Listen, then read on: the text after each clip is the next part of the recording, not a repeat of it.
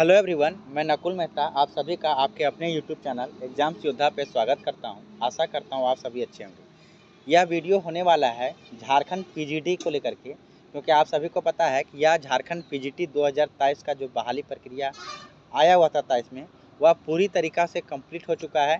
यहाँ तक कि ज्वाइनिंग भी मिल चुका है और लगभग 2 साल से वो लोग सैलरी भी उठा रहे हैं।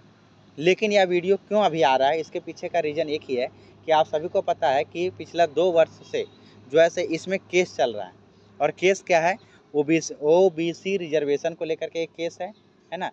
अच्छा, आप समझ जाइए कि अभी कुछ लोग वीडियो छोड़ के चले जाएंगे यह सोच करके कि केस में हम पिटिशनर नहीं है ना।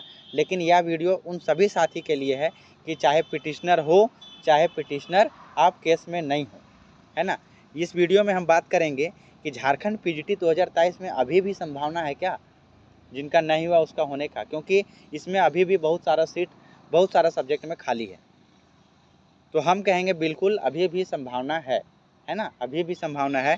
और जो ओबीसी रिजर्वेशन वाला जो केस है उसका अपडेट के बारे में बात करेंगे कि इसका फैसला कब आएगा। आप सभी को पता है कि इसका फैसला जो है अभी जो है इसका केस चल ही रहा है और सितंबर का सेकेंड वीक तक इसका जो है सो एक नेक्स्ट डेट मिला हुआ है, उसमें हम बताएंगे कि क्या होगा उसके बाद। लेकिन अभी एक आप लोगों ने देखा होगा कि 18 तारीख को, है ना, एक दिन पहले 18 तारीख को पीजीटी टीचर का जो वैकेंसी था आने के 2 साल बाद जो है 69 लोगों का जो है दावेदारी जो है रद्द कर दिया गया था।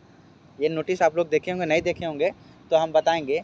और नेक्स्ट डीवी लिस्ट कब तक आ सकता है, क्योंकि लंबे समय से सेकेंड डीवी लिस्ट का बहुत लोगों का इंतज़ार है कि कब आएगा, तो उसके बारे में इस वीडियो में हम बात करेंगे। तो समग्र मिलाकर के हम ये कहना चाह रहे हैं कि इस वीडियो में आप पूरे बने रहिए और कमेंट करिएगा आप ज़रूर कि आपका कैटेगरी क्या है ना। उसके हिसाब से एक हम लिंक प्रोवाइड करवा देंगे, वहाँ से आप जुड़ सकते हैं और इन्फॉर्मेशन टाइम टू टाइम आपको मिलते रहेगा कि आपका संभावना है कि नहीं है।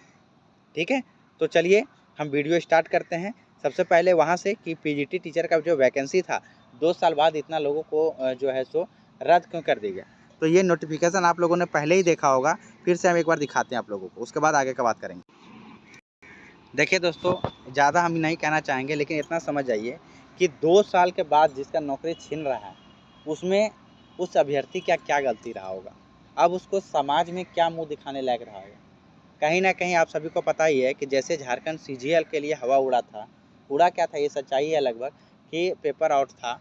उसी तरह से आप सभी को पता ही है कि झारखंड पीजीटी के लिए, म्यूनसिपल के लिए, ठीक है, लैब असिस्टेंट के लिए, जेई के लिए, सभी एग्ज़ाम के लिए उस समय ये चीज़ था कि सब सेटिंग गेटिंग से नौकरी हो रहा है। अब 2 साल बाद जिनका नौकरी चला गया उनके ऊपर क्या बीत रहा होगा आप समझ सकते हैं। लेकिन सबसे पहले हम आपको बताना चाहेंगे कि ये जो नौकरी गया है इसमें सेटिंग गेटिंग वाला कोई मामला नहीं है। यहाँ का शिक्षा व्यवस्था ऐसा चरमरा गया है, ऐसा गड़बड़ा गया है, इसमें जो है कि बेरोजगार छात्र जो हैं, जो पढ़ते हायर एजुकेशन तक पहुँच गए लेकिन उनको एक छोटा नौकरी तक का भेंट नहीं हो रहा है। क्यों? क्योंकि यहाँ का शिक्षा व्यवस्था गड़बड़ा गया है। और ये लोग को छाटा इसलिए गया है कि इनका जो है योग्यता पर सवाल उठाया गया है कि आप लोगों का जो योग्यता चाहिए वो जो है कंप्लीट नहीं है, जैसा जेएसएससी पीजीटी में मतलब कि नोटिफिकेशन में था वैसा ये लिखा गया है इसमें। देखिए यहाँ पे क्या है कि कुल मिलाकर के इसमें देखिए यहाँ पे जो लोगों का लिस्ट लिखा गया है कि देखिए संस्कृत क्या होना चाहिए था संस्कृत वालों के लिए कि एमए इन संस्कृत होना चाहिए था, लेकिन संस्कृत में अलग अलग चीज़ में कोई कर चुका है। जैसे कि संस्कृत लिटरेचर में जिनका एमए था उनको हटा दिया गया, संस्कृत नव व्याकरण में था उसको हटा दिया गया, इसी तरह से संस्कृत आचार्य में था उनको हटा दिया गया। यानी कि ऐसे करते हुए संस्कृत से छाटा गया। और अगर हिस्ट्री का बात करें, हिस्ट्री से आप अच्छे से समझ सकते हैं कि हिस्ट्री जो है, हिस्ट्री को 3 हिस्सा में बांटा गया है, एंशिएंट हिस्ट्री, मेडिवल हिस्ट्री और मॉडर्न हिस्ट्री। अर्थात भाइयों कि प्राचीन इतिहास, मध्यकालीन इतिहास और आधुनिक इतिहास। तो बहुत लोग एमए इन हिस्ट्री यानी साधारण एमए नहीं करके कोई स्पेशलिस्ट बन जाते हैं, जैसे कि मध्यकालीन में स्पेशलिस्ट हैं, कोई प्राचीन में स्पेशलिस्ट हैं, कोई आधुनिक में स्पेशलिस्ट हैं, कोई आर्कियोलॉजी में स्पेशलिस्ट हैं, इस तरह से करते हैं। तो उन सभी को हटा दिया गया है। ठीक है, तो यहाँ से एक चीज़ आप क्लियर हो गए होंगे, हालांकि ये चीज़ आपको पहले पता चल गया होगा कि किनका जो निकाला गया, लेकिन यहाँ से जिनका नहीं हुआ उनके लिए अब चांस क्या बन रहा है वो समझिए कि पहले से वैकेंट सीट था, अभी फिर वैकेंट सीट हुआ, फिर इसके बाद एक लिस्ट सुनने में आ रहा है कि जल्द से जल्द निकाला जाएगा JSSC के द्वारा, जिसमें कुछ लोगों का नौकरी और जाने वाला है। क्या रीज़न है अभी हम इस वीडियो में नहीं बताना चाहते हैं, लेकिन जो सूचना है उसके अनुसार हम कहना चाहेंगे कि कुछ लोगों का नौकरी और जाने वाला है। तो कहने का मतलब है जैसे डॉक्टर होता है ना, तो इसको जनरल फिजिशियन चाहिए, है ना, जो सब बीमारी देख ले, बुखारो देख ले, है ना, सर्दी देख ले, किसी का दिल में दर्द है वो भी देख ले। इसको स्पेशलिस्ट नहीं चाहिए, यानी कि इसको कार्डियोलॉजिस्ट, ऑर्थोलॉजिस्ट, नेफ्रोलॉजिस्ट नहीं चाहिए अगर हम मेडिकल लाइन से टर्म लेकर के करें। किसको? आयोग को, JSSC को। हालांकि ये JSSC और सरकार पर निर्भर करता है कि क्या योग्यता ये रखते हैं, लेकिन ये बहुत बड़ा इशू नहीं था साथियों। तो ये लोग तो छट गए हैं। अब हम बात करेंगे जिसमें हम जिसके लिए वीडियो बना रहे हैं मेन, कि आप सभी को हम बताए थे कि OBC है ना, OBC का रिजर्वेशन जो है सीट के अनुसार नहीं मिला। आप सभी को पता है कि झारखंड में, पूरे भारत में जो है सो 20+% का रिजर्वेशन मिलता है, लेकिन झारखंड में मात्र OBC का 14% रिजर्वेशन है। 14 में भी BC1 और BC2, BC1 को 8% और BC2 को 6%। इसके अनुकूल भी सीट नहीं था। अगर आपका सब्जेक्ट में आपको निकालने नहीं आता है तो आप आसानी से निकाल सकते हैं कि आपका जो सब्जेक्ट का वैकेंसी था, जैसे मान के चलते हैं कि कॉमर्स में सीटों की संख्या 200 थी, तो 200 का 6% होना चाहिए BC2 के लिए और 8% होना चाहिए BC1 के लिए। तो BC2 का 6% कैसे निकालेंगे? तो 200 का 12, 6%, 6 गुना 100, यानी 12 सीट होना चाहिए। किसमें दोस्तों? 12 सीट होना चाहिए था BC2 के लिए और 16 सीट होना चाहिए था BC1 के लिए। तो ये आरक्षण वाला जो मुद्दा है ना, इसी को लेकर के केस चल रहा है कि जिस सब्जेक्ट के लिए जितना सीट आया हुआ है उतना सीट के लिए रिजर्वेशन कैटेगरी वाइज नहीं था। तो जहाँ तक हमको समझ में आ रहा है और जहाँ तक जो है वकील लोग का कहना है कि यह जो है लेट से ही सही, लेकिन सोनी कुमारी के जैसा केस का फैसला आने वाला है और सुनने में आ रहा है पिटिशनर बेस्ड भी आ सकता है। अगर पिटिशनर बेस्ड आ गया तब तो फिर वही लोग का होगा जो पिटिशनर है, लेकिन अगर पिटिशनर बेस्ड नहीं आया तो फिर सभी लोगों का चांस बनता है। और अब यहाँ पे एक सवाल आता है आप लोगों का कि क्या अभी भी इसमें पिटिशनर बना जा सकता है?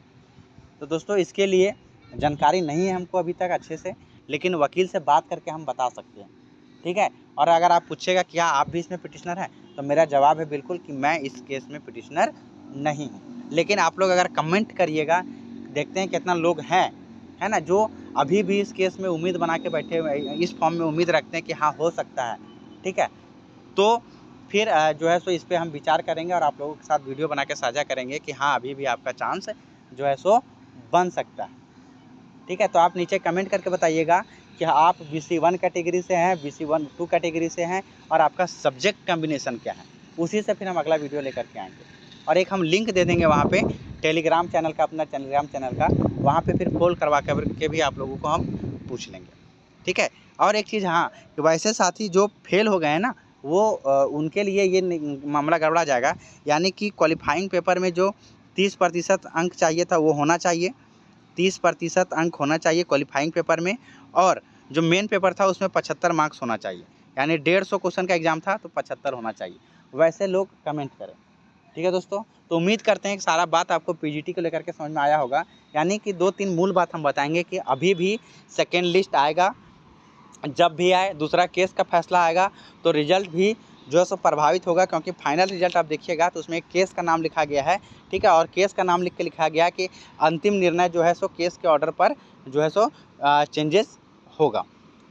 तो अगर आप सही हैं, अगर सीट फुल भी हो जाता है ना, तो कोर्ट के पास इतना पावर होता है कि आपको सीट जो है क्रिएट करके दिया जाएगा। तो यहाँ तक आप लोगों को बात समझ में आ गया होगा। फिर भी अगर किसी प्रकार का डाउट है और आप JSSC 2023 PGT एग्जाम में बैठे हैं, कोई भी सब्जेक्ट से हों, ठीक है, तो आप जो है सो नीचे कमेंट करके बोलिएगा कि आप क्या चाहते हैं, चाहे क्या और क्या जानना चाहते हैं, या किस वीडियो से कुछ अगर कुछ निष्कर्ष है, सलाह है तो आप दे सकते हैं। थैंक यू ऑल, मिलते हैं नेक्स्ट वीडियो में। तब तक आप सभी का बहुत बहुत धन्यवाद यहाँ तक वीडियो में बने रहने के लिए। और अगर आप टीचिंग का तैयारी कर रहे हैं तो चैनल को सब्सक्राइब करके बेल आइकन जरूर प्रेस कर ले, ताकि आने वाला कोई भी इन्फॉर्मेशन आपसे छूटे ना। थैंक यू ऑल, मिलते हैं नेक्स्ट वीडियो में। तब तक आप सभी का बहुत बहुत धन्यवाद यहाँ तक देखने के लिए।